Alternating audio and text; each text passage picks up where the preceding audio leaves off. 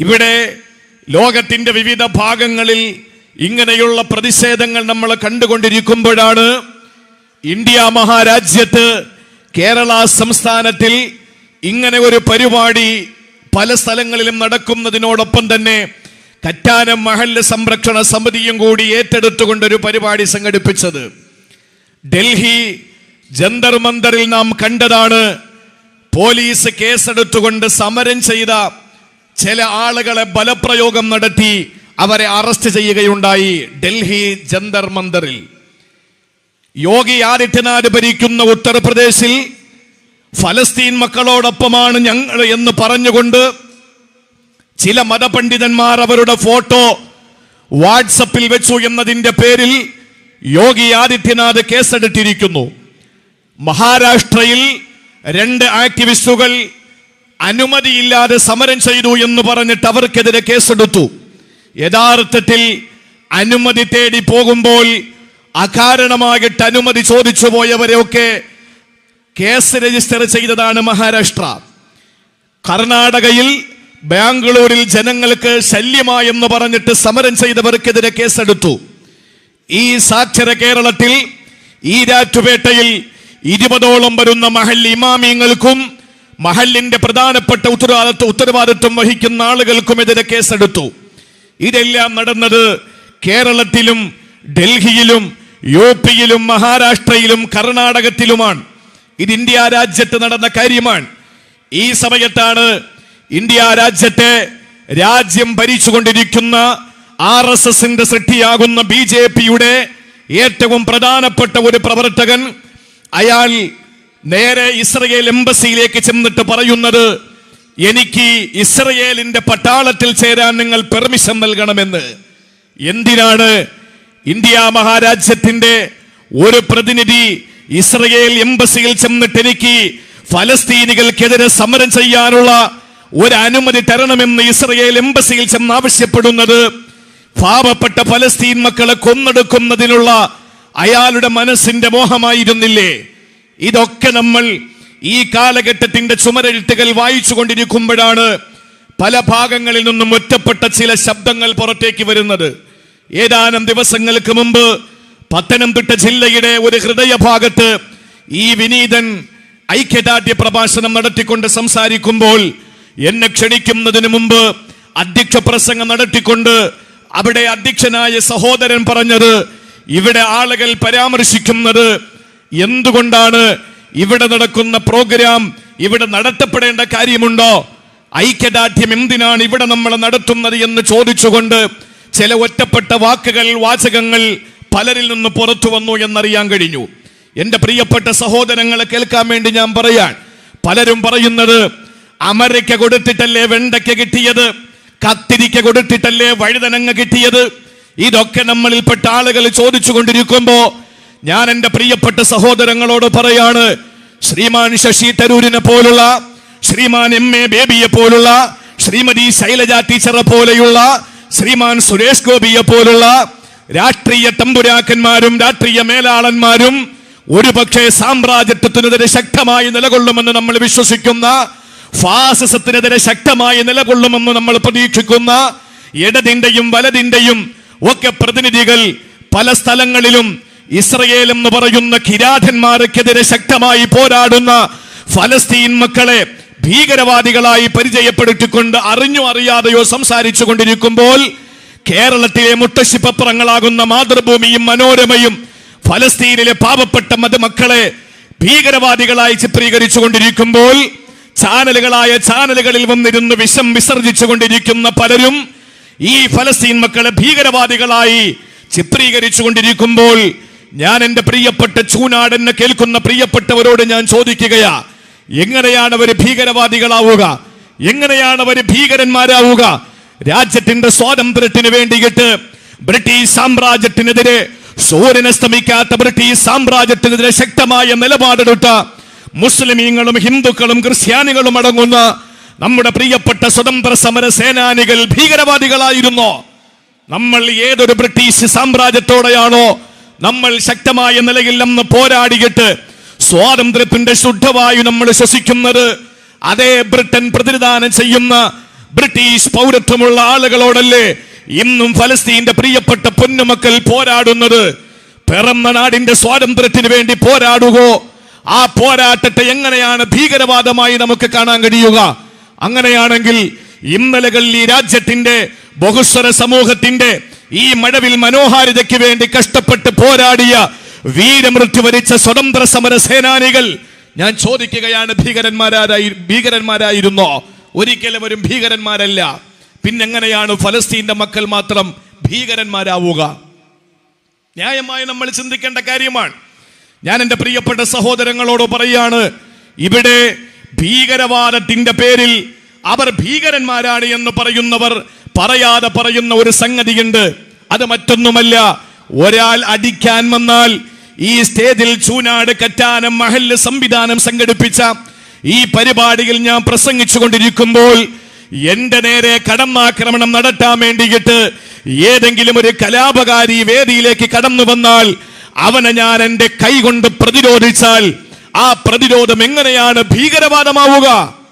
അവർ ഭീകരവാദം എന്ന് പറയുന്നത് എന്നെ മർദ്ദിക്കാൻ വരുന്നവന് ഞാൻ കൈയും കെട്ടി കണ്ണും പൂട്ടി മിണ്ടാരം നിന്നുകൊടുത്തവന്റെ അടിവാങ്ങലാണ് നമ്മുടെ മിതവാദമെന്നും ഞാനൊന്ന് പ്രതികരിച്ചാൽ അത് ഭീകരവാദമാണ് എന്ന് പറയുന്ന ഒരു തലത്തിലേക്ക് നമ്മുടെ രാജ്യത്തിന്റെയും വിവിധ രാജ്യങ്ങളുടെയും പ്രതിനിധികളുടെയും നേതാക്കന്മാരുടെയും സംഭാഷണങ്ങൾ എത്തുമ്പോ ഞാൻ എൻ്റെ പ്രിയപ്പെട്ട സഹോദരങ്ങളോട് പറയാണ്, ഹമാസ് എന്ന് പറയുന്ന ഫലസ്തീന്റെ പോരാട്ട ഭൂമിയിൽ ഫലസ്തീന് വേണ്ടിയിട്ട്, ഖുദ്സിന് വേണ്ടിയിട്ട്, പരിശുദ്ധമായ മസ്ജിദുൽ അഖ്സയ്ക്ക് വേണ്ടി പോരാടുന്ന ധീരന്മാരായ ഫലസ്തീൻ പോരാളികളാകുന്ന ഹമാസിന്റെ പ്രവർത്തകർ ഭീകരന്മാരാണോ എന്ന് നമ്മൾ ഇവിടെ കറ്റാനത്തിരുന്നു കൊണ്ടല്ല പറയേണ്ടത്, ചൂനാടിരുന്നു കൊണ്ടല്ല പറയേണ്ടത്.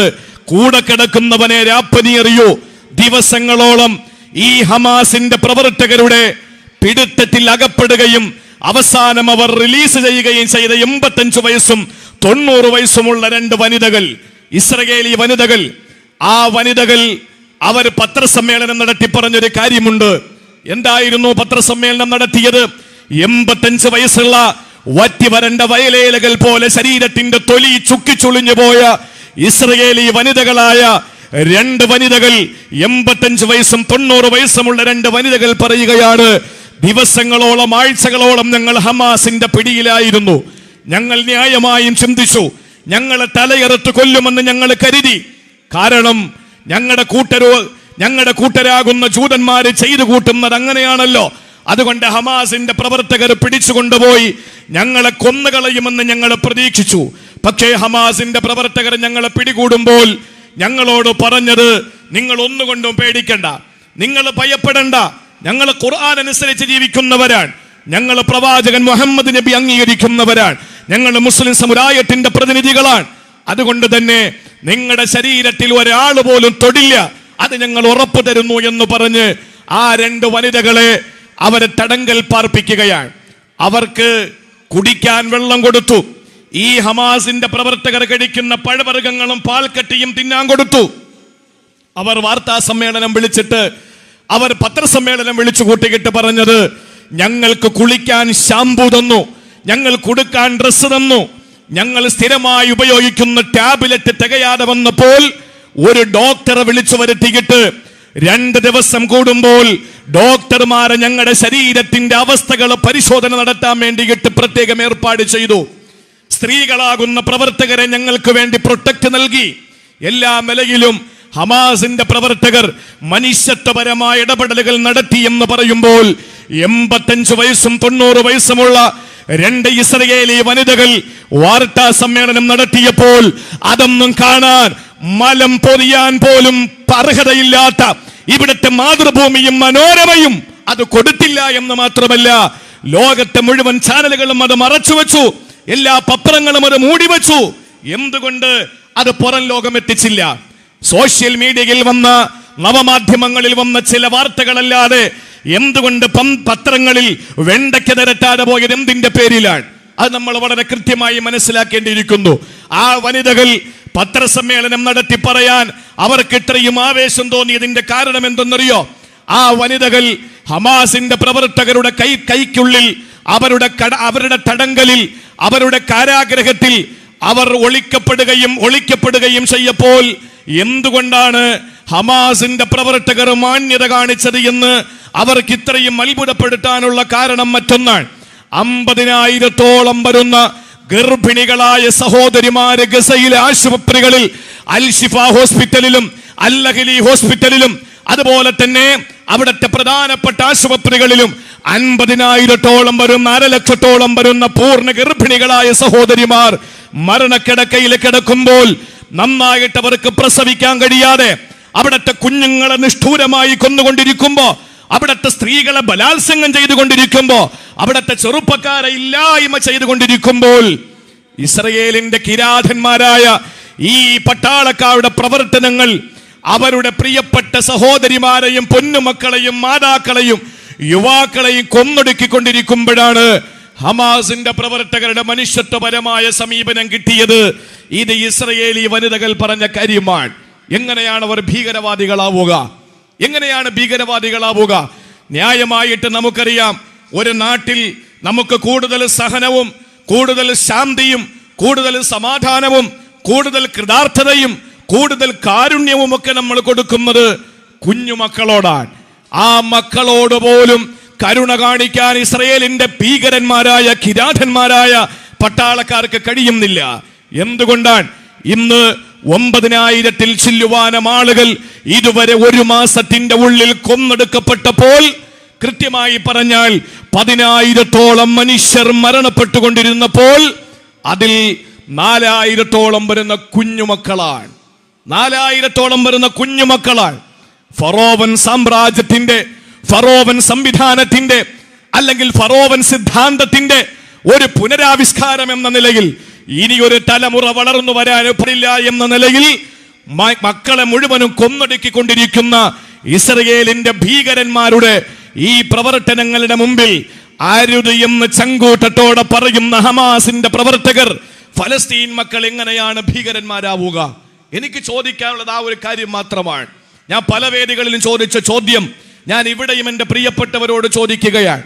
വാപ്പാക്കും ഉമ്മാക്കും സുഖമില്ലാതെ വരുമ്പോൾ ആശുപത്രിയിലേക്ക് പെട്ടെന്ന് കൊണ്ടുപോകുന്ന വഴിയിൽ തടഞ്ഞു നിർത്തിയിട്ട് പോകാൻ അനുവദിക്കില്ല എന്ന് പറയുന്ന കലാപകാരികളുടെ മുമ്പിൽ നമ്മൾ എങ്ങനെയാണ് പ്രതികരിക്കുക? ആ പ്രതികരണം ഭീകരവാദമാണ് എങ്കിൽ നമ്മളൊക്കെ ഭീകരന്മാരാവൂലേ? കാരണം തിരിച്ചടിക്കാത്ത അല്ലെങ്കിൽ തടയാത്ത ആരെങ്കിലും നമ്മുടെ ഇടയിലുണ്ടോ? ഈ ഇരിക്കുന്ന പ്രിയപ്പെട്ട നേതാക്കന്മാർ, സഹോദരങ്ങൾ, അവരുടെ വീട്ടിൽ ഏതെങ്കിലും നിലയിൽ ആരെങ്കിലും ആക്രമിക്കാൻ വന്നാൽ അവർ ന്യായമായിട്ടും ഒരു രക്ഷകർത്താവെന്നുള്ള നിലയിൽ അവർ പ്രതികരിക്കുകയുണ്ടല്ലോ.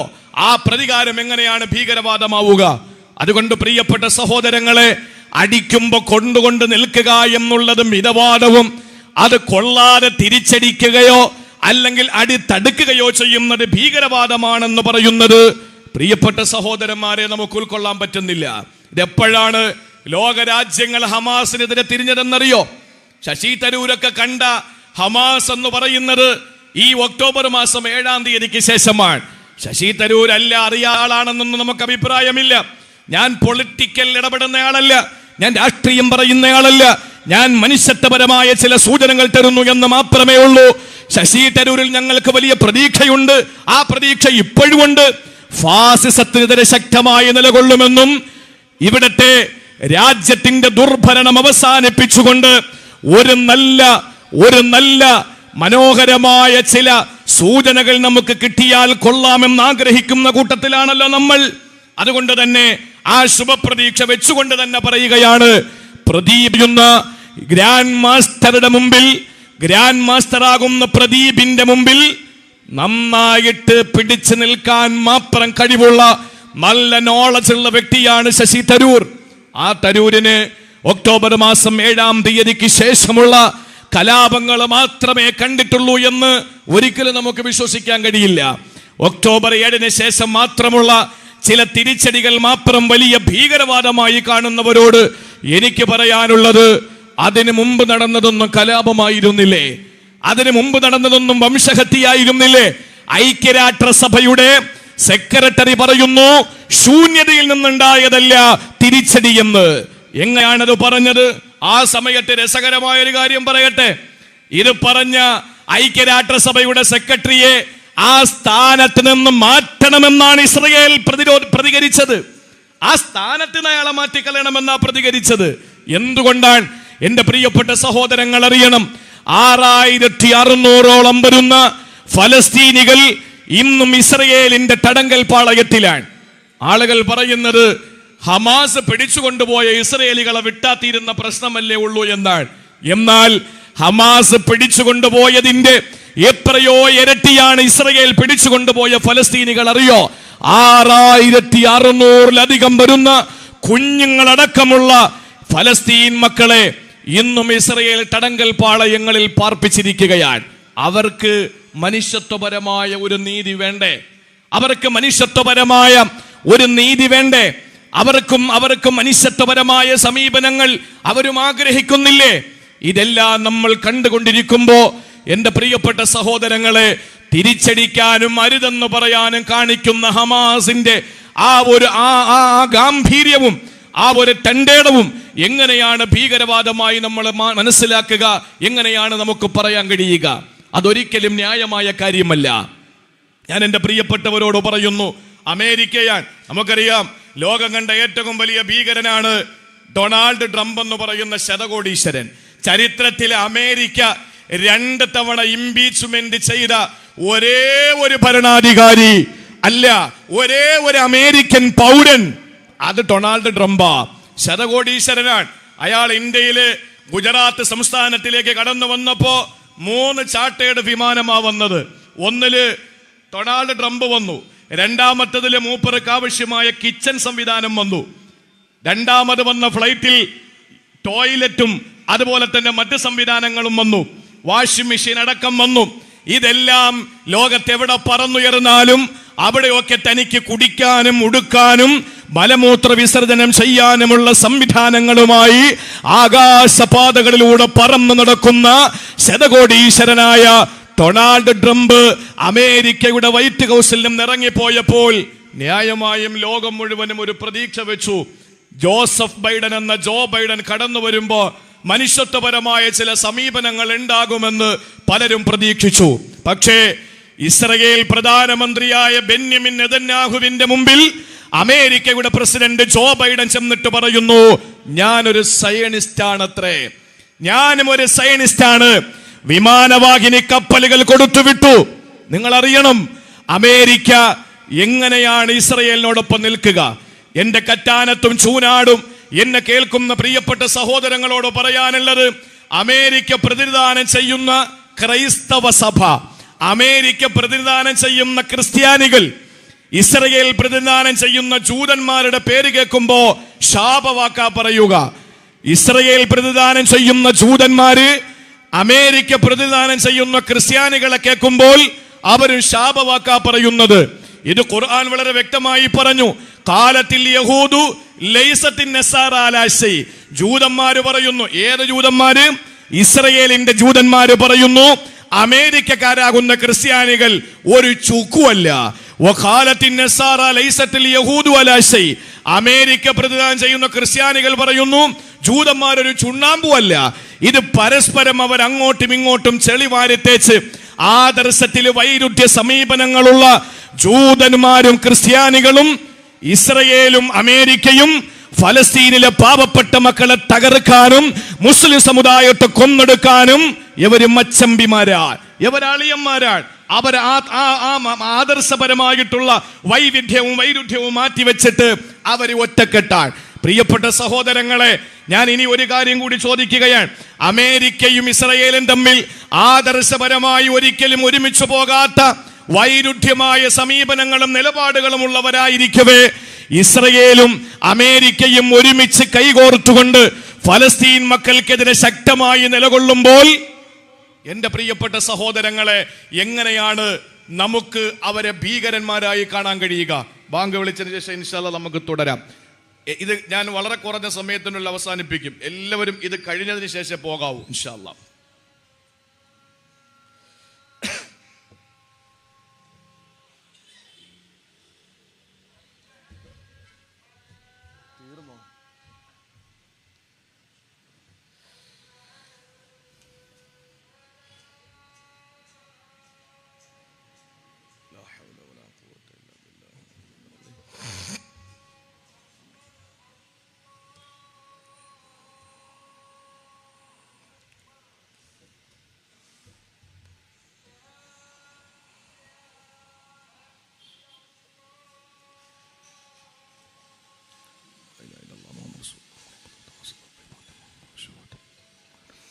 അമേരിക്കയും ഇസ്രയേലും തമ്മിൽ ഒരിക്കലും ആദർശപരമായിട്ട് അവർക്ക് ഒരുമിക്കാൻ കഴിയില്ല. പക്ഷേ അവർ ഇസ്ലാമിനെ തകർക്കാൻ വേണ്ടി അവർ ഒറ്റക്കൈയാണ്, ഒരുമിച്ച് നിൽക്കുകയാണ്. എൻ്റെ പ്രിയമുള്ള സഹോദരങ്ങളെ, ഇങ്ങനെ നമ്മൾ ഫലസ്തീൻ മക്കൾ എല്ലാ നിലയിലും ഒറ്റപ്പെടുമ്പോൾ, ഗസയിൽ നിന്ന് വരുന്ന രോദനങ്ങൾ, ഗസയിൽ നിന്ന് വരുന്ന കണ്ണുനീരിന്റെ പുഴകൾ, അവരുടെ ചോരച്ചാലുകൾ നമുക്ക് എങ്ങനെയാണ് കാണാതിരിക്കാൻ കഴിയുക? മനുഷ്യത്വപരമായി സത്യസന്ധമായി ഒക്ടോബർ 7-ാം തീയതിക്ക് ശേഷം സോഷ്യൽ മീഡിയകളിൽ വന്നുകൊണ്ടിരിക്കുന്ന വീഡിയോസും ഫോട്ടോസും കാണാൻ സഹോദരങ്ങളെ നമ്മുടെ മനസ്സാക്ഷിക്ക് കഴിയില്ല. നമുക്കത് താങ്ങാൻ പറ്റാത്തതാണ്. മക്കളുള്ള രക്ഷകർത്താക്കൾക്ക്, പാരൻസിന് ഒരിക്കലും അതൊന്നും കണ്ടു തീർക്കാൻ കഴിയില്ല. കാരണം അത്രയും വളരെ വിഷമകരമായ കാഴ്ചകളാണ്, ചിത്രങ്ങളാണ് വന്നുകൊണ്ടിരിക്കുന്നത്. നമുക്ക് ഒരു കാര്യം ഉറപ്പിച്ചു പറയാം, നമ്മൾ എന്തൊക്കെ നമ്മൾ പറഞ്ഞാലും, ഏതെല്ലാം രീതിയിൽ നമ്മൾ അവർക്ക് ഐക്യദാർഢ്യം പ്രകടിപ്പിച്ചാലും ഒരു കാര്യം ഉറപ്പാണ്, ഈമാനികമായ ആവേശത്തിൽ ഫലസ്തീനിലെ പ്രിയപ്പെട്ട മക്കളോട് ഈ ലോകത്ത് വേറെ ഏത് രാജ്യത്തുള്ള ആളുകളാണെങ്കിലും ഒരിക്കലും തുലനം ചെയ്യുമ്പോൾ അജഗജാന്തര വ്യത്യാസമാണ്. നമുക്ക് അവരോടൊപ്പം ചേരാൻ കഴിയില്ല. അത്രയും വലിയ ഈമാനാണ് അവർക്കുള്ളത്. മുകളിലൂടെ മിസൈൽ പറന്ന് നടക്കുക, മുകളിലൂടെ ഇങ്ങനെ അമേരിക്ക കൊടുക്കുന്ന, ഇസ്രയേൽ കൊടുക്കുന്ന, ബ്രിട്ടൻ കൊടുക്കുന്ന, സൈന്യത്തിന് സമ്മാനിക്കുന്ന സംഹാരശേഷിയുള്ള മിസൈലുകൾ ഇങ്ങനെ പറന്ന് നടക്കുമ്പോൾ പാർക്കുകളിൽ ഇരുന്ന് അവിടുത്തെ കുഞ്ഞുമക്കള് ചിത്രരചന മത്സരം നടത്തി കളിക്കുകയാണ്. ഒന്ന് ആലോചിച്ച് നോക്കിയേ, നമ്മുടെ മക്കളുടെ അവസ്ഥ എന്താണ്? വീടുകളിൽ നമ്മുടെ മക്കൾ കളിക്കാറുണ്ട്, സ്റ്റുഡന്റും ടീച്ചറും കളിക്കാറുണ്ട്. അതുപോലെ തന്നെ കഞ്ഞിയും കറിയും വെച്ച് കളിക്കാറുണ്ട്. ഫലസ്തീന്റെ അഭയാർത്ഥി ക്യാമ്പുകളിലുള്ള പ്രിയപ്പെട്ട മക്കൾ കളിക്കുന്നത്, അവർ ഒരു തുണിയിൽ, ഒരു വലിയ തുണിയിൽ ഒരു കുഞ്ഞിനെ കിടത്തിയിട്ട് 4 ഭാഗത്ത് നിന്ന് കുഞ്ഞുമക്കൾ പിടിച്ചിട്ട് അവർ കളിക്കുന്ന കളി കണ്ടിട്ട് എന്താണ് ഈ കളി എന്ന് ചോദിക്കുന്ന ഇന്റർവ്യൂ വിദഗ്ധരോട് പറയുന്നത്, ഞങ്ങൾ ടീച്ചറും കുട്ടിയും കളിക്കുന്നതല്ല, ഞങ്ങൾ കഞ്ഞിയും കറിയും വെച്ച് കളിക്കുന്നതല്ല, ഞങ്ങൾ കളിക്കുന്നത് ശുഹദ കളിക്കുകയാണ്, രക്തസാക്ഷിത്വം ഞങ്ങൾ കളിക്കുകയാണ്. കാരണം അവർക്കൊരിക്കലും ഇനി മുന്നോട്ട് ജീവിക്കാൻ കഴിയില്ല. ഒന്നുകിൽ പിറന്ന നാടിന്റെ സ്വാതന്ത്ര്യം, അല്ലെങ്കിൽ അവർക്ക് രക്തസാക്ഷിത്വം. അതുകൊണ്ടാണ് നേരത്തെ ഇവിടെ പറഞ്ഞതുപോലെ ഓരോ മക്കളുടെ നെഞ്ചത്ത് പേരെഴുതുകയാണ്. രക്ഷകർത്താക്കൾ പറയുന്നത്, ഞങ്ങളുടെ പ്രിയപ്പെട്ട മക്കൾ ഏതാണ് ഈ കുഞ്ഞെന്നറിയാതെ ഒരു കുഴിമാടത്തിൽ കൊണ്ടുവന്ന് ഒരുമിച്ചടക്കുന്നതിനേക്കാൾ എന്റെ മകന്, എന്റെ മകൾക്ക് ഒരു ഖബറെങ്കിലും ഫലസ്തീന്റെ മണ്ണിൽ അടയാളപ്പെടുത്തപ്പെടട്ടെ എന്ന് ചിന്തിച്ചുകൊണ്ട് ഇപ്പോഴേ രക്ഷകർത്താക്കൾ മാഞ്ഞു പോകാത്ത മഷി കൊണ്ട് മക്കളുടെ നെഞ്ചത്തും തൊടയിലും കൈത്തണ്ടയിലും പേര് കുത്തുകയാണ്. ഒന്ന് ആലോചിച്ച് നോക്കിയേ, 11ഓളം വരുന്ന കുടുംബക്കാര് മരിച്ചുപോയൊരു മനുഷ്യൻ, 11ഓളം വരുന്ന കുടുംബക്കാര് മരിച്ചു. ആ പ്രിയപ്പെട്ട സഹോദരന്റെ കുഞ്ഞുങ്ങൾ, മാതാപിതാക്കൾ സർവരും നഷ്ടപ്പെട്ട്, ഇതുവരെയുള്ള മുഴുവൻ സ്വത്തും അപഹരിക്കപ്പെട്ട്, വീടുകൾ തകർത്തെറിയപ്പെട്ട്, ആ സഹോദരൻ മോർച്ചറിയിൽ തന്റെ പ്രിയപ്പെട്ടവരുടെ ജനാസ കാണാൻ വേണ്ടി പോകുമ്പോ ആ പ്രിയപ്പെട്ട സഹോദരനെ ഡോക്ടർമാർ എങ്ങനെയാണ് ആശ്വസിപ്പിക്കുക എന്ന് ആശങ്കയിൽ ആ പ്രിയപ്പെട്ട സഹോദരനെ ഹസ്തദാനം ചെയ്ത് ശരീരത്തിലേക്ക് കെട്ടിപ്പിടിച്ച് ആ സഹോദരനെ ആശ്വാസവാക്കുകൾ പറയുമ്പോൾ ആ മനുഷ്യൻ അവിടെ നിന്നുകൊണ്ട് 11ഓളം വരുന്ന കുഞ്ഞുമക്കളടക്കമുള്ള തന്റെ കുടുംബത്തിൽ നിന്ന് രക്തസാക്ഷിത്വം വരിച്ചവരുടെ മുമ്പിൽ നിന്നുകൊണ്ട് ആ സഹോദരൻ പറഞ്ഞ മറുപടി, അള്ളാഹുവിന്റെ ദീനിന്, പിറന്ന നാടിന്റെ മോചനത്തിന്, ഖുദ്സിന്റെ മോചനത്തിന് വേണ്ടി രക്തസാക്ഷിയായ ആദ്യത്തെ രക്തസാക്ഷികളല്ല ഇവർ, അവസാനത്തെ രക്തസാക്ഷികളുമല്ല, ഇതിനിടയിൽ വന്ന കുറച്ച് രക്തസാക്ഷികളായി കിടക്കുന്നത്. എന്നെ നിങ്ങൾ എന്തിനെ ആശ്വസിപ്പിക്കുന്നത് എന്ന് ചോദിക്കുന്ന പ്രിയപ്പെട്ട ഫലസ്തീനി യുവാവ്. ആലോചിച്ചു നോക്കൂ, കാല് സിച്ചിടാൻ വേണ്ടിയിട്ട് ഫലസ്തീനിലെ ഒരു കുഞ്ഞിനെ, 6-7 വയസ്സുള്ള ഒരു കുഞ്ഞിനെ അൽ-ശിഫ ഹോസ്പിറ്റലിൽ കൊണ്ടുപോയപ്പോൾ വൈദ്യുതി വിച്ഛേദിച്ചിട്ട് അവിടെ കറണ്ട് ഇല്ലാത്തതിന്റെ പേരിൽ മൊബൈലിലെ പ്രകാശത്തിൽ ഡോക്ടർ തുന്നി ചേർക്കാൻ ശ്രമിക്കുമ്പോൾ അനസ്തേഷ്യയുടെ മരുന്നില്ല. മരുന്ന് കൊണ്ടുവരുന്ന 200ഓളം വരുന്ന ആംബുലൻസിനെ തടഞ്ഞു നിർത്തിയിട്ട് തീ വെച്ച് നശിപ്പിച്ച കിരാതന്മാരുടെ ആ നടപടിക്ക് ഫലസ്തീനിലെ അൽ ഷിഫ ഹോസ്പിറ്റലില് 8 വയസ്സുള്ള ഒരു പൊന്നുമോന്റെ കാലിൽ സ്റ്റിച്ചിടാൻ വേണ്ടിയിട്ട് കത്രിക കൊണ്ട് പച്ച ശരീരത്തെ വെട്ടിമാറ്റുന്ന ഡോക്ടറുടെ മുമ്പിൽ ആ കുഞ്ഞ് നിലവിളിച്ചില്ല. നിങ്ങളുടെയൊക്കെ മക്കളെ ഏതെങ്കിലും ഹോസ്പിറ്റലിൽ കൊണ്ടുപോയി ബട്ടക്സിൽ ഇഞ്ചക്ഷൻ എടുക്കാൻ വേണ്ടിയിട്ട് തോളത്ത് കിടത്തിയിട്ട് ആ കുഞ്ഞിന് ഇഞ്ചക്ഷൻ കൊടുക്കുമ്പോ സിറിഞ്ച് വെക്കുന്ന സൂചി വെക്കുന്ന സമയത്ത് ആ കുഞ്ഞ് കരയുന്നതിന് മുമ്പ് നമ്മുടെ ഹൃദയം വേദനിക്കാറുണ്ട്. ഫലസ്തീനിലെ 8 വയസ്സുള്ള പൊന്നുമോന്റെ കാലിൽ പച്ച ശരീരത്തിൽ അനസ്തേഷ്യയില്ലാതെ കത്രിക വെച്ച് ശരീരത്തിന്റെ തൊലി മുറിച്ചു മാറ്റുമ്പോൾ നിലവിളിക്കാതെ ആ പൊന്നുമോൻ വിശുദ്ധ ഖുർആനിന്റെ ആയത്തോതുന്നു, വഖലാ റബ്ബുക അല്ലാ തഅബുദു ഇല്ലാ ഇയ്യാഹു വബിൽ വാലിദൈനി ഇഹ്സാനാ. നോക്കൂ പ്രിയപ്പെട്ട സഹോദരങ്ങളെ, തകർന്ന വീടിന്റെ മുമ്പിൽ ഇരിക്കുന്ന ഒരു ഫലസ്തീനി യുവാവിന്റെ അടുത്ത് വന്നിട്ട് ചോദിച്ചു, നിങ്ങൾക്ക് സങ്കടാകുന്നില്ലേ? ആ സമയത്ത് നാളിതുവരെ സമ്പാദിച്ച സമ്പാദ്യം കൊണ്ടുണ്ടാക്കിയ കെട്ടിട സമുച്ചയത്തിന്റെ മുമ്പിലിരുന്ന് ആ പ്രിയപ്പെട്ട സഹോദരൻ മറുപടി കൊടുത്തത്, വലനബുലുവന്നകും ബിശൈഇൻ മിനൽ ഖൗഫി വൽ ജൂഇ വനഖ്സിൻ മിനൽ അംവാലി വൽ അൻഫുസി വസ്സമറാത്തി വബശ്ശിരിസ് സാബിരീൻ. വിശുദ്ധ ഖുർആനിൽ അല്ലാഹു പറഞ്ഞ ജീവനഷ്ടം കൊണ്ട്, കുടുംബത്തിന്റെ നഷ്ടം കൊണ്ട്, വിളകളുടെ നഷ്ടം കൊണ്ട്, കാർഷിക നഷ്ടം കൊണ്ട്, ഭയം കൊണ്ട് നിങ്ങൾ പരീക്ഷിക്കപ്പെടുമ്പോൾ ക്ഷമയോടെ നേരിടുന്നവർക്ക് സുവിശേഷം അറിയിക്കു നബിയെ, അവർക്ക് സ്വർഗമുണ്ടെന്ന് പറയൂ നബിയെ എന്ന് വരുന്ന വിശുദ്ധ ഖുർആനിന്റെ ആയത്തോതിയിട്ട് ആ ഫലസ്തീനി യുവാവ് തന്റെ ഇടത്തോടെ മറുപടി കൊടുക്കുന്നു.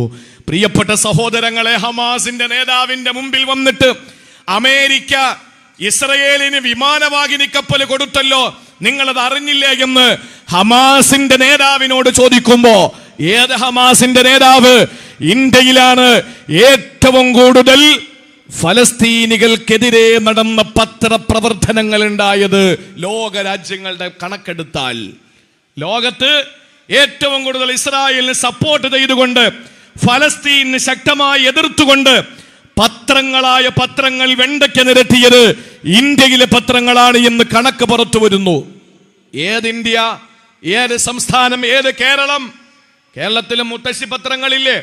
ഞാൻ എൻ്റെ പ്രിയപ്പെട്ടവരോട് പറയാൻ, സായാഹ്നത്തില് പ്ലക്കാർഡും പിടിച്ച് ഈ ഇസ്രയേലിന്റെ കിരാത നടപടിക്കെതിരെ ശക്തമായ നിലയിൽ റാലിയിൽ പങ്കെടുക്കുന്ന ആളുകൾ, ഇവിടെ പിന്നെ പൊതുസമ്മേളനം മാത്രമേ ഉണ്ടായിരുന്നുള്ളൂ. എങ്കിലും ഞാൻ പറയാണ്, യാതൊരു നിലയിലുള്ള പ്രതിഫലവും ആഗ്രഹിക്കാതെ മണിക്കൂറുകളായി ഈ സരസിൽ ഒരുമിച്ച് കൂടി എൻ്റെ പ്രിയപ്പെട്ട ചൂനാട്ട ജനതയോട് എനിക്ക് പറയാനുള്ളത്, അല്പമെങ്കിലും നിങ്ങൾക്ക് അഭിമാനത്തോടെ ഞാൻ ഫലസ്തീൻ മക്കളോടൊപ്പമാണ് എന്ന് പറയാൻ നിങ്ങൾക്ക് അഭിമാനമുണ്ട് എങ്കിൽ, അല്പമെങ്കിലും ആത്മാർത്ഥതയുണ്ടെങ്കിൽ മനോരമ പത്രം ബഹിഷ്കരിക്കണം, മാതൃഭൂമി പത്രം ബഹിഷ്കരിക്കണം. എന്തുകൊണ്ട്? ഫലസ്തീനിലെ പ്രിയപ്പെട്ട മക്കളെ തീവ്രവാദികളെന്ന് വിളിക്കുന്ന, ഭീകരവാദികളെന്ന് വിളിക്കുന്ന പത്രപ്രവർത്തകരോട്, പത്രക്കാരോട് നമുക്ക് പരമപുച്ഛം മാത്രമേ നമ്മൾ പ്രകടിപ്പിക്കാൻ പാടുള്ളൂ. അത് ഞാൻ എൻ്റെ പ്രിയപ്പെട്ടവരോട് ഉണർത്തുകയാണ്. കേരളത്തിൽ സദ്ദാം ഹുസൈൻ തൂക്കിക്കൊല്ലപ്പെട്ടപ്പോൾ അദ്ദേഹത്തിന്റെ ജന്മനാടാകുന്ന തിക്കിരീത്തിൽ നടന്നതിനേക്കാൾ ഏറ്റവും വലിയ സമരം നടന്നത് ജനാധിപത്യത്തിന്റെ ശ്രീകോവിലായ സെക്രട്ടേറിയറ്റ് നടയിലാണ്. തിക്കിരീത്തിൽ അദ്ദേഹത്തിന്റെ ജന്മനാട്ടിൽ നടന്നതിനേക്കാൾ കൂടുതൽ സമരം നടന്നത് ഈ പറയുന്ന സെക്രട്ടേറിയറ്റിന്റെ മുമ്പിലാണ്. ആ കേരളം ഉൾപ്പെടുന്ന ഇന്ത്യ മഹാരാജ്യത്ത് നിന്നാണ് ഏറ്റവും കൂടുതൽ ഫലസ്തീനെതിരായിട്ട്, ഇസ്രയേലിന് അനുകൂലമായിട്ട് പത്ര വാർത്തകൾ വരുന്നത് എന്ന് കണക്ക് പുറത്തു വന്നു. എൻ്റെ പ്രിയപ്പെട്ട സഹോദരങ്ങളെ, ആ ഹമാസിന്റെ നേതാക്കന്മാരെ തീവ്രവാദികളാണെന്ന് പറയുമ്പോൾ ആ ഹമാസ് നേതാവിന്റെ മുമ്പിൽ വന്നിട്ട് ചോദിച്ചു, അമേരിക്ക വിമാനവാഹിനി കപ്പൽ കൊടുത്തില്ലേ, നിങ്ങളുടെ അഭിപ്രായം എന്താണ്? ആ സമയത്ത് ഹമാസിന്റെ നേതാവ് പറഞ്ഞത് ഒരു വിശുദ്ധ ഖുർആനിന്റെ ഒരായത്താ, അല്ലദീന ഖാല ലഹുമുന്നാസ് ഇന്നന്നാസ ഖദ് ജമഉ ലക്കും ഫഖ്ശൗഹും ഫസാദഹും ഈമാനാ വഖാലു ഹസ്ബുനല്ലാഹു വനിഅമൽ വകീൽ. ബദർ യുദ്ധം നടന്നു ഹിജറ 2-ൽ, ഉഹദ് യുദ്ധം നടന്നു ഹിജറ 3-ൽ. അബൂ സുഫിയാൻ 2 യുദ്ധങ്ങളിലും പരാജയപ്പെട്ടപ്പോൾ അബൂ സുഫിയാൻ നബി തങ്ങളുടെയും സഹാബത്തിന്റെയും മുമ്പിൽ വന്നിട്ട് പറഞ്ഞു, മുഹമ്മദേ, അടുത്ത വർഷം ബദറിൽ ഞങ്ങൾ വെല്ലുവിളിക്കുകയാണ്, തന്റെ ഇടമുണ്ടെങ്കിൽ വാ. അള്ളാന്റെ റസൂല് പറഞ്ഞു, വരാം, നമുക്കൊന്നുകൂടെ കാണേണ്ടി വരുമെന്ന് പറഞ്ഞു. ആ ഹിജറയുടെ 3-ാം വർഷം 4-ാം കൊല്ലം, അഥവാ ബദർ കഴിഞ്ഞ് ഉഹദ് കഴിഞ്ഞ് പിറ്റേ വർഷം ആ സമയമെത്തിയപ്പോൾ നബിയും സ്വഹാബാക്കളുടെ മുമ്പിൽ വന്ന ആളുകൾ പറഞ്ഞു, അവർ വളരെ കാര്യമായി തന്നെ നിങ്ങളെ കാണാൻ വേണ്ടി തീരുമാനിച്ചിരിക്കുകയാ. എല്ലാ പരാജയങ്ങളും തൊട്ടറിഞ്ഞ മക്കക്കാര് നിങ്ങളെ തകർക്കാനുള്ള എല്ലാ കോപ്പുകളും കൂട്ടിയിട്ടാ അവർ വരുന്നത്. ആ സമയത്ത് നബിയും സഹാബാക്കളും പറഞ്ഞ മറുപടി, അല്ലദീന ഖാല ലഹുമുന്നാസ് ഇന്നന്നാസ ഖദ് ജമഉ ലക്കും, ആളുകൾ നിങ്ങൾക്കെതിരെ ഇതാ ശക്തമായി നിലകൊള്ളുകയാ, ഫഖ്ശൗഹും, അവരെ പേടിക്കണം. ആ സമയത്ത് അള്ളാഹുവിന്റെ ഖുർആൻ പറയുന്നു, ഫസാദഹും ഈമാന, അവിടെ ഈമാന വർദ്ധിച്ചത്. കാരണം ബഖാലു ഹസ്ബുനല്ലാഹു വനിഅമൽ വകീൽ, അവര് പറഞ്ഞു ഞങ്ങൾക്ക് അല്ലാഹ് മതി എന്ന്. അമേരിക്ക വിമാനവാഹിനി കപ്പൽ കൊടുത്തു വിട്ടു, ഇസ്രയേലിന് പിന്തുണ കൊടുത്തു. നിങ്ങളത് അറിഞ്ഞില്ലേ എന്ന് ചോദിച്ചയാളിനോട് ഒക്ടോബർ പകുതിക്ക് മുമ്പ് ഹമാസിന്റെ നേതാവ് പറഞ്ഞത്, ഈ ആയത്തോതിയിട്ട മറുപടി കൊടുത്തത്, ഞങ്ങളുടെ ഈമാൻ വർദ്ധിക്കുകയല്ലാതെ ഞങ്ങൾക്ക് പേടിയില്ല എന്ന് പറഞ്ഞു. പ്രിയപ്പെട്ട സഹോദരങ്ങൾ മനസ്സിലാക്കണം, ജീവിതത്തിൽ ഒരുപാട് പരീക്ഷണങ്ങൾ നേരിടുമ്പോഴും ഒരുപാട് പീഡനങ്ങൾ ഏറ്റുവാങ്ങുമ്പോഴും പ്രിയപ്പെട്ട പൊന്നുമക്കളെയും താങ്ങിയെടുത്തോടുമ്പോൾ ആംബുലൻസ് 20ഓളം വരുന്ന ആംബുലൻസുകൾ തകർന്ന് വീണ കെട്ടിടത്തിന്റെ ഇടയിൽ നിന്ന് ബോംബേറുകൊണ്ട് വീണ് പിടയുന്ന മക്കളെയും എടുത്തുകൊണ്ട് 20ഓളം വരുന്ന ആംബുലൻസുകൾ നിരന്ന് കിടക്കുകയാ.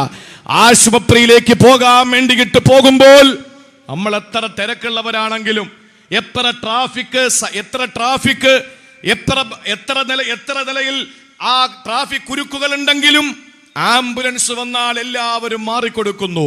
കേരളം അതിന് മാതൃകയാ.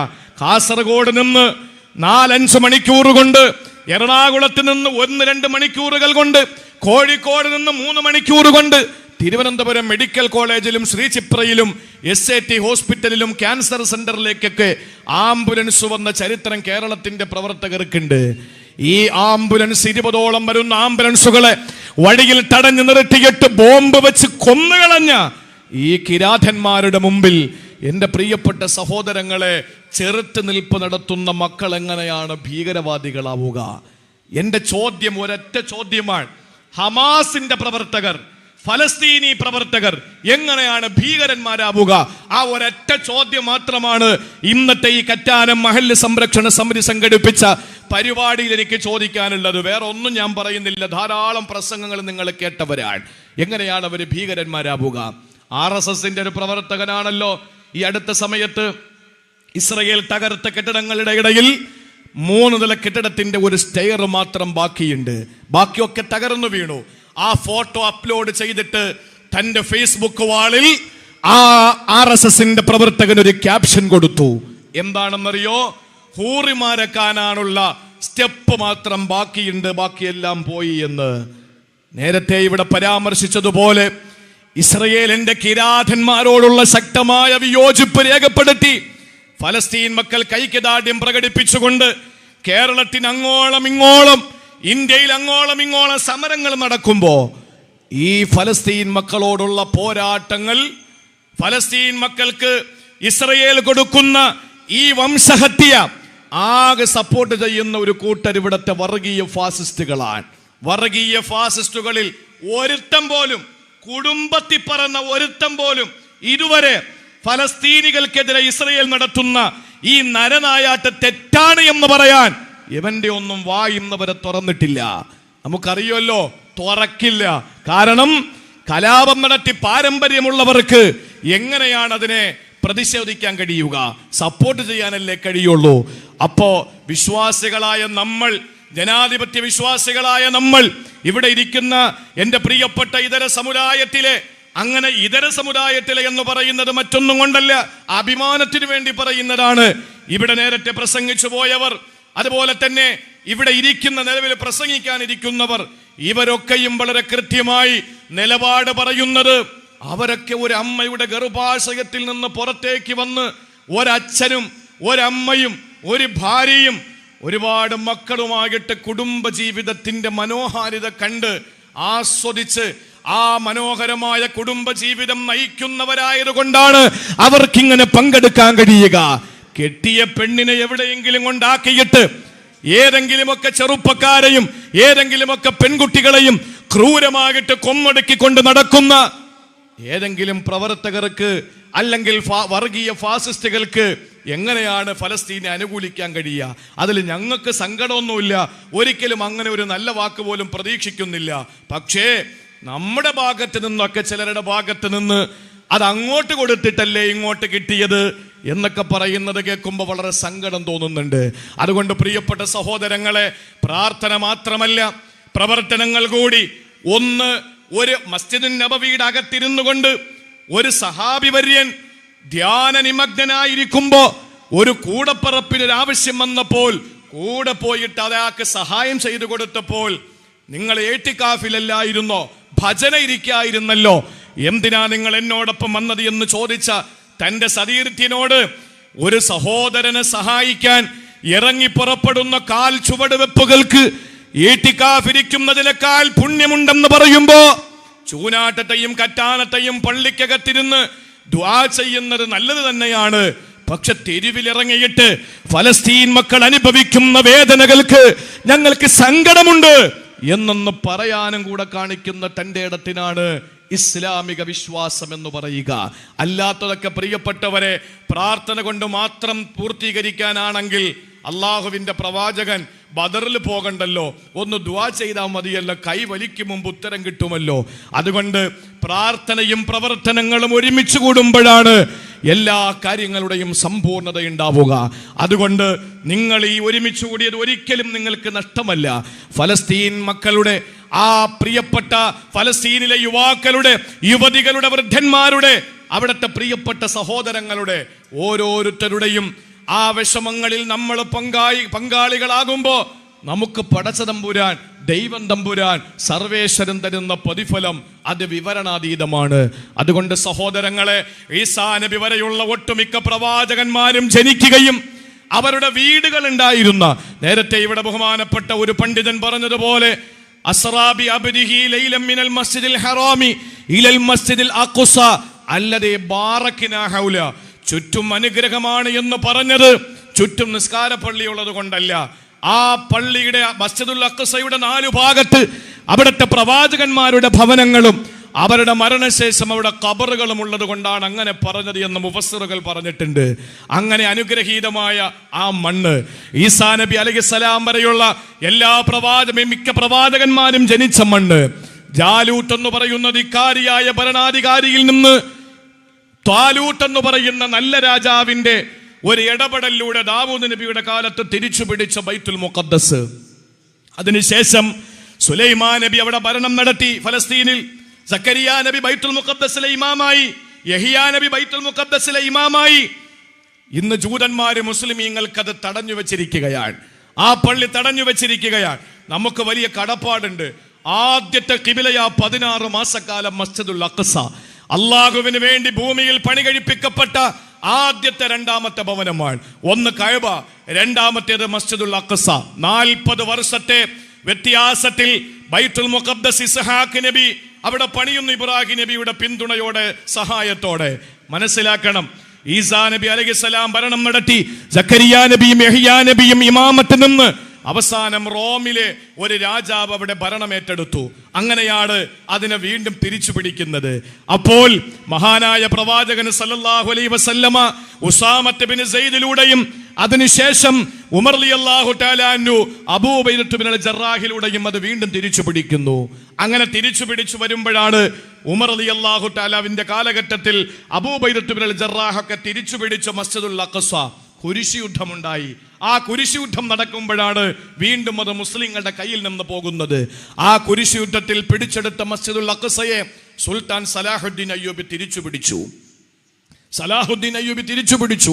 ആ തിരിച്ചു പിടിച്ച് വളരെ സുന്ദരമായി സത്യവിശ്വാസികൾ വളരെ ആവേശത്തോടെ നോക്കിക്കണ്ടിരിക്കുമ്പോഴാണ്, പ്രിയപ്പെട്ട സഹോദരങ്ങളെ, നമ്മൾ തിരിച്ചറിയണം, 71 വർഷങ്ങൾക്ക് മുമ്പ് ഇവിടെ ഊടുതുണിക്ക് മറുതുണിയില്ലാതെ, ആ ചിത്രം പലരും കണ്ടിട്ടുണ്ടാവും, ജൂതന്മാര് വന്ന ചിത്രം, ഒരു നൂൽ ബന്ധം പോലും ഇല്ലാതെ ഈ ജൂതന്മാര് ഒരു നേരത്തെ ഭക്ഷണം കഴിക്കാൻ വകയില്ലാതെ, ഊടുതുണിക്ക് മറുതുണിയില്ലാതെ, കുടിക്കാൻ വെള്ളമില്ലാതെ നാടിന്റെ നാനാഭാഗങ്ങളിൽ കറങ്ങി നടന്നു. ഒന്ന് തലചായ്ക്കാൻ ആരും മണ്ണ് കൊടുത്തില്ല, ആരും പൊന്നു കൊടുത്തില്ല, ആരും വെള്ളം കൊടുത്തില്ല, ആരും അന്നം കൊടുത്തില്ല. അവസാനം ഇരു കരങ്ങൾ നീട്ടിയിട്ട് പായ വിരിച്ചു കൊടുത്ത ഫലസ്തീനികൾ, കഴിക്കാൻ ഭക്ഷണം കൊടുത്ത ഫലസ്തീനികൾ, കുടിക്കാൻ വെള്ളം കൊടുത്ത ഫലസ്തീനികൾ. അറിയോ, സൗദി അറേബ്യയിലെ അറബികളെക്കാൾ വലിയ വലിയ നല്ല മനുഷ്യരാണ് ഫലസ്തീനിലെ അറബികൾ. അറബികളിൽ ഏറ്റവും നല്ലവർ ഫലസ്തീനികളാ, ഏറ്റവും നല്ലവർ ഫലസ്തീനികളാ. മിസൈൽ എറിഞ്ഞ് ആ മിസൈൽ തകർത്ത് വീടുകൾ അവശിഷ്ടങ്ങൾ ബാക്കിയായി ബാപ്പയും ഉമ്മയും മരിച്ചു കഴിയുമ്പോൾ ആ മിസൈൽ ബാക്കി വരുന്ന ഭാഗങ്ങൾ എടുത്തുകൊണ്ടുവന്ന മക്കൾ തിരിച്ച് മിസൈൽ ഉണ്ടാക്കിയിട്ട് അവർക്കെതിരെ അമ്പെയ്യുകയോ അല്ലെങ്കിൽ മിസൈൽ ആക്രമണം നടത്തുകയോ അല്ലെങ്കിൽ കല്ലെറിയുകയോ അല്ല. ആ മിസൈലിന്റെ ബാക്കി വരുന്ന പൊട്ടിപ്പൊളിഞ്ഞ ഭാഗങ്ങളിൽ ചെടികൾ നട്ടിട്ട് മനോഹരമായ ഒരു നല്ല പ്രപഞ്ച സ്നേഹം കാണിക്കുന്ന അവിടുത്തെ ഫലസ്തീനികൾ.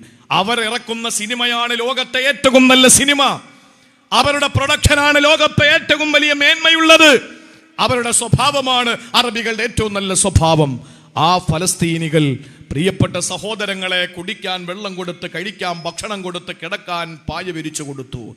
അവസാനം അവരെ ആ നാട്ടിൽ നിന്ന് നാട്ടിപ്പായിപ്പിച്ചിട്ട് ജൂതന്മാരെ കയ്യേറി കൊന്നൊടുക്കിക്കൊണ്ടിരിക്കുമ്പോ അവിടെ നിന്ന് വരുന്നത് ഒലീവ് മരത്തിന്റെ മണമല്ല ഇപ്പൊ വരുന്നത്. ഒലീവ് മരത്തിന്റെ മണമല്ല വരുന്നത്, അത്തിമരത്തിന്റെ മണമല്ല വരുന്നത്. അവിടെ നിന്ന് വരുന്നത് റൈഹാൻ പുഷ്പത്തിന്റെ മണമാണ്. അവിടെ നിന്ന് വരുന്നത് കസ്തൂരിയുടെ വാസനയാണ്. അവിടെ ചോര ചാലിട്ടൊഴുകുമ്പോൾ അതിന് പനിനീർ പുഷ്പത്തിന്റെ മണം, കസ്തൂരിയുടെ വാസനയാണ്. അവിടെ രക്തം രക്തസാക്ഷിത്വത്തിന്റെ രക്തമാണ്. അവരുടെ ശരീരം പരിപാവനമാണ്. നാളെ പടച്ച തമ്പുരാന്റെ കോടതിയിൽ ഈ രക്തസാക്ഷികൾക്ക് വേണ്ടി സഹസ്ര കിലോമീറ്ററുകൾക്ക് ഇപ്പുറത്ത് കറ്റാനത്തിരുന്നു കൊണ്ട് ഐക്യദാർഢ്യം പ്രഖ്യാപിച്ച നിങ്ങൾ ഓരോരുത്തരും അള്ളാഹുവിന്റെ ലിസ്റ്റിൽ പുണ്യവാന്മാരാണ്. ഒരിക്കലും പീഡിതനോടൊപ്പവും മർദ്ദിതനോടൊപ്പവും മൽനൂമിനോടൊപ്പവുമാണ് പടച്ചവനുള്ളത്. ലാലിമിനോടൊപ്പവും പീഡകനോടൊപ്പവും മർദ്ദകനോടൊപ്പമാണ് എപ്പോഴും ശൈത്താനും പൈശാചികതയും ഉണ്ടാവുക. അതുകൊണ്ട് ഈ സംഗമത്തിൽ പങ്കാളിയായ ഒരാളെയും അല്ലാഹു നശിപ്പിക്കുകയില്ല, പാഴാക്കുകയില്ല. അങ്ങനെ ഫലസ്തീൻ മണ്ണിൽ കടമാക്രമണം നടത്തി കൊന്നൊടുക്കിക്കൊണ്ടിരിക്കുമ്പോൾ പ്രിയപ്പെട്ട സഹോദരങ്ങളെ, ആഗ്രഹിച്ചു പോകുന്നത് അവര് ഒരു ജൂതരാഷ്ട്രം പണിയലാണ്. പക്ഷേ സുൽത്താൻ സലാഹുദ്ദീൻ അയ്യൂബിമാർ ഇനിയും പിറവിയെടുക്കുന്നു. ഹമാസിന്റെ പ്രവർത്തകരിലൂടെ വീണ്ടും പുനഃസൃഷ്ടിക്കപ്പെട്ടുകൊണ്ടിരിക്കുകയാണ്. അവര് പറയുന്നു, നിങ്ങൾ തടങ്കലിലാക്കിയിരിക്കുന്ന ഇസ്രായേലികളെ തിരിച്ചു തരണമെന്ന്. ഹമാസിന്റെ പ്രവർത്തകർ പറയുന്നു, തിരിച്ചു തരാം. ഞങ്ങൾ പറയുന്നത് നിങ്ങളുടെ നരനായാട്ട് അവസാനിപ്പിക്കുക. ഇസ്രായേലിന്റെ ജൂതരാഷ്ട്രത്തിനോട്, അമേരിക്കയുടെ ഇരുളിന്റെ സന്തതികളോട്, ജൂത പിശാചുക്കളോട് ഞങ്ങൾ പറയുന്നു, നിങ്ങളൊന്ന് നിർത്തി നോക്ക്. ഒരു സൂര്യോദയത്തിൽ നിങ്ങളുടെ ഈ പണി അവസാനിപ്പിച്ച് അടുത്ത സൂര്യാസ്തമയം വരെ ഒന്ന് പ്രതീക്ഷിക്കുക. പിറ്റത്തെ സൂര്യോദയം നിങ്ങൾക്ക് ശാന്തമാകും. ഇല്ലെങ്കിൽ സംഭവിക്കാൻ പോകുന്നത് പ്രകൃതി പോലും നിങ്ങൾക്കെതിരാകുന്ന ഒരു കാലമുണ്ട്. പ്രകൃതി പോലും എതിരാകും. ഹദീസുകളിൽ കാണാം, ദജ്ജാൽ എന്ന് പറയുന്ന ഏറ്റവും വലിയ ഭീകരൻ, ലോകം കണ്ട ഏറ്റവും വലിയ ഭീകരൻ, അത്തഹിയാത്ത് ഓതിയിട്ട് അവസാനം മസീഹ് ദജ്ജാലിൽ നിന്ന് കാവൽ തേടിയിട്ടാണ് ഓരോരുത്തരും സലാം വീട്ടുന്നത്. ഈ ദജ്ജാലിനോടൊപ്പം ബാബുലുദ് എന്ന് പറയുന്ന ഇന്നത്തെ ഇസ്രായേലിന്റെ എയർപോർട്ടിൽ ദജ്ജാൽ ഓടിയെത്തുന്നു. ഈസാ നബി അലൈഹിസ്സലാമിനെ കണ്ട് പേടിച്ച് ഉപ്പ് വെള്ളത്തിൽ വീണുന്ന ഉപ്പ് കല്ല് പോലെ ഉരുകി ഒലിച്ച് അവസാനം ദജ്ജാൽ ശോഷിച്ച് ആ ദജ്ജാല് ബാബുലുദ് എന്ന് പറയുന്ന ഇസ്രായേൽ എയർപോർട്ടിലേക്ക് ഓടിയെത്തുമ്പോ ആ ഇസ്രായേലിന്റെ എയർപോർട്ടിന്റെ ഭാഗത്ത് വെച്ച് മഹാനായ ഈസാ നബി വകവരുത്തുന്ന ദജ്ജാല്, ആ ദജ്ജാലിനെ കൊന്നു കഴിയുമ്പോ ദജ്ജാലിന് പിന്തുണ കൊടുത്തുകൊണ്ട് കൂടെ ഉണ്ടായിരിക്കുന്ന 70,000 ജൂതന്മാരാ. ആ ജൂതന്മാര് നിൽക്കക്കള്ളിയില്ലാതെ ഓടി ഒളിച്ച് മരച്ചില്ലകളിലും വൃക്ഷശിഖരങ്ങളിലും വൃക്ഷത്തിന്റെ മൂടുകളിലും പാറക്കെട്ടിന്റെ പിന്നിലും ഒളിക്കുമ്പോ കൂടെ നടക്കുന്ന ഹമാസിന്റെ പ്രവർത്തകരെ പാറക്കൂട്ടങ്ങളും വൃക്ഷത്തിന്റെ ശിഖരങ്ങളും വിളിച്ചിട്ട്, യാ അബ്ദുല്ലാ യാ മുസ്ലിം തആൽ വറാഇ യഹൂദിയുൻ ഫഖ്തുൽഹു, കൊന്നുകളയടാ വന്നിട്ടെന്ന് പറയുന്ന പാറക്കൂട്ടങ്ങളുടെ ശബ്ദം നിങ്ങൾക്ക് കേൾക്കേണ്ടി വരും. അന്ന് നെതന്യാഹു ഉണ്ടാവൂല, അന്ന് ബ്രിട്ടന്റെ നേതാക്കന്മാരുണ്ടാവൂല, അന്ന് ജോ ബൈഡൻ ഉണ്ടാവൂല, അന്ന് ഡൊണാൾഡ് ട്രംപ് ഉണ്ടാവൂല, അന്ന് വർഗീയ ഫാസിസ്റ്റ് ദുശക്തികൾ ഉണ്ടാവുകയില്ല, അവർക്ക് സപ്പോർട്ട് കൊടുക്കുന്ന ഒരുത്തനും ഉണ്ടാവൂല. അന്നുണ്ടാകുന്നവർക്ക് ആ ശബ്ദം കേൾക്കാം.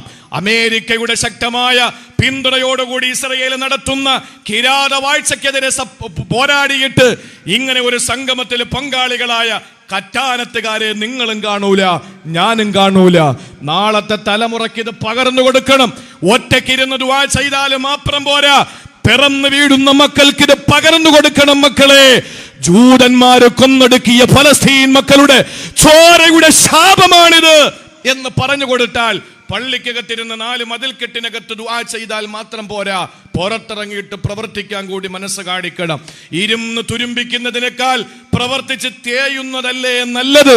ആ ഒരു ആപ്തവാക്യം ഞാൻ ഉണർത്തിക്കൊണ്ട് 90% വരുന്ന ജൂതന്മാരെ ക്രൂരമായിട്ട് കൊന്നൊടുക്കിയ ലോകം കണ്ട ഏറ്റവും വലിയ ഭീകരവാദിയായ ഹിറ്റ്ലറെ അവസാനം ജനങ്ങളെ തള്ളിപ്പറഞ്ഞു. ഹിറ്റ്ലർ അവസാനം ഒരു വാക്ക് പറഞ്ഞു നിർത്തി. 90% വരുന്ന ജൂതന്മാരെ കൊന്നപ്പോൾ എന്നെ തീവ്രവാദിയാക്കി. നമ്മൾ വെള്ളപൂശുന്നില്ല ഹിറ്റ്ലറെ, തീവ്രവാദി എന്നും തീവ്രവാദി തന്നെയാണ്. കള്ള് കുടിച്ചു ബിസ്മി ചൊല്ലി കള്ള് കുടിച്ചാൽ അത് ഹലാലാണെന്ന് പറയാൻ നമ്മളില്ല. അതുപോലെ കൊല്ലുന്നതെക്കാലവും കൊലപാതകം ലോകത്ത് നാശം തന്നെയാണ്. ആരും ആരെയും കൊല്ലണ്ട. അതുകൊണ്ട് തന്നെ 90% വരുന്ന ജൂതന്മാരെ കൊന്നൊടുക്കിയ ഹിറ്റ്ലർ പറഞ്ഞു, 10% വരുന്ന ജൂതന്മാരെ ഞാൻ ബാക്കി വെക്കുകയാ. എന്തിനെന്നറിയോ? നാളെ കറ്റാനത്തുകാര് പറയും, ഹിറ്റ്ലറെ നീ ചെയ്തത് അക്രമമായി പോയി. 90% വരുന്ന ജൂതന്മാരെ കൊന്നതല്ല, 10% വരുന്ന ജൂതന്മാരെ ബാക്കി വെച്ചത്. ആ ഒരു നാള് അനധിവിദൂര ഭാവിയിൽ ഇനിയും ലോകം ജനത സമ്മതിക്കുന്ന ഒരവസ്ഥയിലേക്ക് എത്തപ്പെടും. അതിൽ യാതൊരു സംശയവുമില്ല. അതുകൊണ്ട് ആത്മാർത്ഥമായ പ്രാർത്ഥനയോടൊപ്പം ഈ പ്രവർത്തന മേഖലകൾ കൂടി ഉണ്ടായി നിങ്ങൾ ഓരോരുത്തരും ഇതിനു വേണ്ടി എല്ലാ നിലയിലും പ്രവർത്തിക്കണമെന്ന് മാത്രം ഉണർത്തിക്കൊണ്ട്, ഇസ്രയേൽ ഒരിക്കലും അവരുടെ ഭൂമിയാണെന്ന് വാദിക്കുമ്പോൾ, അല്ലടോ ഇസ്രയേൽ നിങ്ങൾ പറയുന്നത് പോലെ ഫലസ്തീൻ നിങ്ങളുടെ മണ്ണല്ല. കാരണം അബ്രഹാം എന്ന് പറയുന്ന ഇബ്രാഹിം നബി അലൈഹിസ്സലാം മകൻ ഇസ്മായിൽ എന്ന് പറയുന്ന മകന്റെ കൈപിടിച്ച് കഅബയുണ്ടാക്കി. അതിനുശേഷം ഇബ്രാഹിം എന്ന് പറയുന്ന പിതാവ് ഇസ്ഹാക്ക് എന്ന് പറയുന്ന മകന്റെ കൈപിടിച്ച് 40 കൊല്ലത്തിന് ശേഷം ബൈത്തുൽ മുഖദ്ദസ് ഉണ്ടാക്കി. ആ വാപ്പ ഇബ്രാഹിം, മകൻ ഇസ്ഹാക്ക് വളർന്നു കല്യാണം കഴിച്ചു. ആ ഇസ്ഹാക്കിന്റെ മക്കള് ഒരു മോനെ നിങ്ങൾക്ക് ഞാൻ പരിചയപ്പെടുത്തി തരാം. യാക്കോബ എന്നൊക്കെ കേട്ടിട്ടുണ്ടാവും നിങ്ങൾ പഴയ നിയമത്തിലും പുതിയ നിയമത്തിലും. ആ യാക്കോബ എന്ന് പറയുന്ന ഇസ്ഹാക്കിന്റെ മകൻ, അദ്ദേഹത്തിന്റെ പേര് ഇസ്രയേൽ എന്നാണ്. ഹിബ്രു ഭാഷയിൽ അതിന്റെ അർത്ഥം അറബിയിൽ മെയിൻ ചെയ്താൽ അള്ളാന്റെ അടിമയെന്ന, അബ്ദുള്ള എന്ന. ആ ഇസ്രയേൽ എന്ന ഹിബ്രു ഭാഷയിലും അറബിയിൽ അബ്ദുള്ള എന്നും പേരുള്ള ആ ഇസ്ഹാക്ക് എന്ന് പറയുന്ന ആളിന്റെ മകന്റെ പേര് യാക്കൂബ് എന്നാണ് ഖുർആൻ പരിചയപ്പെടുത്തിയത്. ആ യാക്കൂബ് നബിക്ക് 12 മക്കളിൽ ഒരു മോന്റെ പേര് യഹൂദ എന്ന. ആ പരമ്പരയ്ക്ക് പറയുന്നതാണ് ജൂതന്മാരെന്ന്. അങ്ങനാടാ നിങ്ങളുടെ വാപ്പ യാക്കൂബ് നബി, അദ്ദേഹത്തിന്റെ വാപ്പ ഇസ്ഹാക്ക് നബി, അദ്ദേഹത്തിന്റെ വാപ്പ ഇബ്രാഹിം നബിയുടെ മണ്ണ് നിങ്ങളുടെ മണ്ണാവുക. ഖുർആൻ പറഞ്ഞത് മാക്കാന ഇബ്രാഹിം യഹൂദിയ, ഇസ്രയേൽ പ്രതിദാനം ചെയ്യുന്ന യഹൂദി അല്ല ഇബ്രാഹിം നബി. വലാ നസ്രാനി, ജോ ബൈഡൻ പ്രതിദാനം ചെയ്യുന്ന ക്രിസ്ത്യാനിയും അല്ല. അവസാനം കൂടെ ഞാൻ പറയട്ടെ, വമാ കാന മിനൽ മുശ്രിക്കി, നരേന്ദ്രമോദി പ്രതിദാനം ചെയ്യുന്ന ഫാസിസ്റ്റും ഒരു മുശ്രിക്കും അല്ല. ആര്? ഇബ്രാഹിം നബി. പിന്നെ ആരാ? വലാകിൻ കാന ഹനീഫൻ മുസ്ലിമാ, പെടഞ്ഞു വീടുന്ന ഖുദ്സിന്റെ മോചനത്തിനു വേണ്ടി ഫലസ്തീൻ മണ്ണിൽ പെടഞ്ഞു മരിക്കുന്ന അവിടത്തെ ഹമാസിന്റെ പ്രവർത്തകരടക്കമുള്ള ഫലസ്തീൻ മക്കളുടെ പ്രിയപ്പെട്ട നേതാവാണ് ഇബ്രാഹിം നബി എന്ന് പറഞ്ഞത് അള്ളാഹുവിന്റെ ഖുർആന. അതുകൊണ്ട് പ്രിയപ്പെട്ട സഹോദരങ്ങളെ, ഒരിക്കലും ഇബ്രാഹിം നബി അലൈഹിസ്സലാമിന്റെ മണ്ണ് ജൂതന്മാരുടെ മണ്ണല്ല. അതിന്റെ അവകാശികൾ ഫലസ്തീനികൾ തന്നെയാണ്, ഒരു സംശയവുമില്ല. ആ അർത്ഥങ്ങൾക്കപ്പുറത്ത് ആരെന്തു പറഞ്ഞാലും ആ പറയുന്നത് ഒരിക്കലും നമ്മൾ അംഗീകരിക്കേണ്ട കാര്യമില്ല. തട്ടമിട്ട ഉമ്മയുടെ മകനും പൊട്ടുതൊട്ട അമ്മയുടെ മകനും കുരിശുമാലയണിഞ്ഞ മാതാവിന്റെ മകനും തോളോട് തോള് ചേർന്ന് നിന്നുകൊണ്ട് ഫലസ്തീൻ മക്കൾക്ക് അനുകൂലമായി, ഇസ്രയേലിനെതിരായി, അന്ന് ഇന്ത്യ രാജ്യത്തിന് അനുകൂലമായി ബ്രിട്ടീഷുകാർക്കെതിരെ സമരം ചെയ്തതുപോലെ സമരം ചെയ്ത് ഇന്ത്യക്ക് കിട്ടിയ സ്വാതന്ത്ര്യം പോലെ ഫലസ്തീന് ഒരു സ്വാതന്ത്ര്യം വാങ്ങിക്കൊടുക്കാൻ നമുക്ക് കഴിയണം. അതിനപ്പുറത്ത് പ്രസംഗിക്കുന്ന ഈ കാപ്പിപ്പൊടി അച്ഛന്മാരെ പോലുള്ള അച്ഛന്മാരെ പൂർണ്ണമായിട്ട് അങ്ങ് അവഗണിക്കുക. അതുപോലെ തന്നെ ഇസ്ലാമിനെതിരെ കുതിര കയറുന്ന, ജനാധിപത്യ സംവിധാനങ്ങൾക്കെതിരെ കുതിര കയറുന്ന ഒരുത്തനെയും നമുക്ക് അംഗീകരിക്കേണ്ട. ഇവിടെ ഒരൊറ്റ ഹിന്ദു ആക്രമിക്കപ്പെടാൻ പാടില്ല, ഒരു മുസ്ലിമും ആക്രമിക്കപ്പെടാൻ പാടില്ല, ഒരു ക്രിസ്ത്യാനിയും ആക്രമിക്കപ്പെടാൻ പാടില്ല. ഇവിടെ എല്ലാവർക്കും അവരുടെ മതം പ്രബോധനം ചെയ്യണം, അവരുടെ മതം അനുസരിച്ച് ജീവിക്കണം, ഇവിടെ എല്ലാവർക്കും സുന്ദരമായി കഴിയണം. അങ്ങനെ ഒരു നല്ല പ്രഭാതം നാളെയിൽ ആ കിരണങ്ങൾ, അരുണന്റെ കിരണങ്ങൾ കിഴക്കൻ ചക്രവാള സീമയിൽ ഉദയം കൊള്ളട്ടെ എന്ന് മാത്രം ആശംസിച്ചുകൊണ്ട് പ്രാർത്ഥിച്ചുകൊണ്ട് എന്നും ഫലസ്തീൻ മക്കളോടൊപ്പം പ്രാർത്ഥന മാത്രമല്ല പ്രവർത്തനങ്ങൾ കൂടി ഉണ്ടാകട്ടെ എന്ന് ആശംസിച്ചുകൊണ്ട് എൻ്റെ വാക്കുകൾക്ക് വിരാ. വആഖിറു ദഅ്വാന അനിൽ ഹംദുലില്ലാഹി റബ്ബിൽ ആലമീൻ.